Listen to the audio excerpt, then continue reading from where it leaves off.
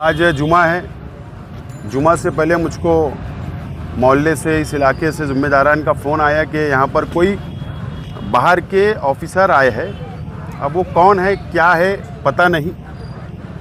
फिर मैंने हमारे लोकल पुलिस डिपार्टमेंट से संपर्क किया, उनसे कांटेक्ट किया, तो पता चला है कि वो ईडी के लोग हैं जो मुंबई से आए हुए हैं। और अभी मैंने उनसे, एक ऑफ़िसर जो है उनसे मैंने बातचीत की अंदर जाकर, और उनसे मैंने जानकारी हासिल की कि आप जो ईडी के लोग जो यहाँ पर आए हुए आप लोग, तो आप क्या इंक्वायरी कर रहे हो?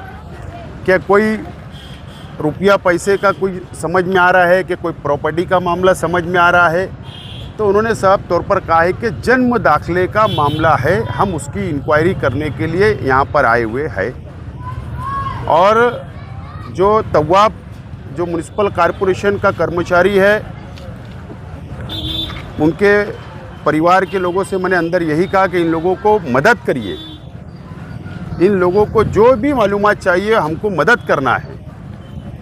और डिपार्टमेंट ने, जो ईडी के ऑफिसरान ने, उन्होंने भी कहा कि बिल्कुल हमको मदद मिल रही है, कोई बात ऐसी नहीं है। मुझे ऐसा लगता है कि कुछ वक्त के अंदर इनकी इंक्वायरी यहाँ पर जो आए हैं वो मुकम्मल हो जाएगी और उसके बाद वो रवाना हो जाएगी, यही बात समझ में आ रही है। बहरहाल आज माइनॉरिटी डिफेंस कमेटी जो हमने पहले दिन से बनाई, और जो रोहिंग्या और बांग्लादेशी का इल्ज़ाम लगाकर मालेगांव के कई लोग जेल की सलाखों के पीछे है जन्म दाखिले के मामले में, और आज तक भी रियासती हुकूमत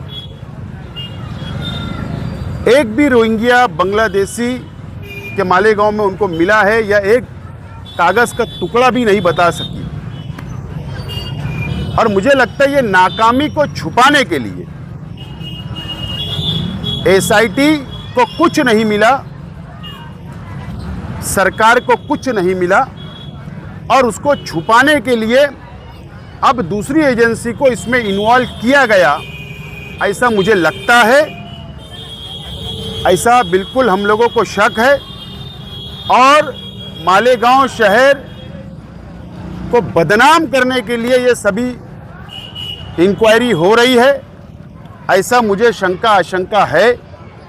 बहरहाल हम लोग इस मुल्क के संविधान को मानने वाले हैं, इस कानून और कायदे का पालन करने वाले हैं, और ये शहर ने हमेशा पालन किया है कानून का। और जो भी एजेंसियाँ इसके अंदर आई है या और भी आएगी, तो उसका मदद करना, इंक्वायरी की मुकम्मल उनको जानकारी देना, जो भी उनको लगता है, उसके लिए माइनॉरिटी डिफेंस कमेटी, हम लोग, हमारे वकील और हम तमाम ही लोग मिलकर, चाहे अब ये लड़ाई जहाँ तक भी जाए, बम्बई तक तो पहुँची है, बहरहाल हम लोग के लिए फ़िक्र की बात है। हम लोग, हमारे एडवोकेट जो है, जो पैनल हमारा तैयार हुआ है, हम बैठेंगे, सलाह मशवरा करेंगे।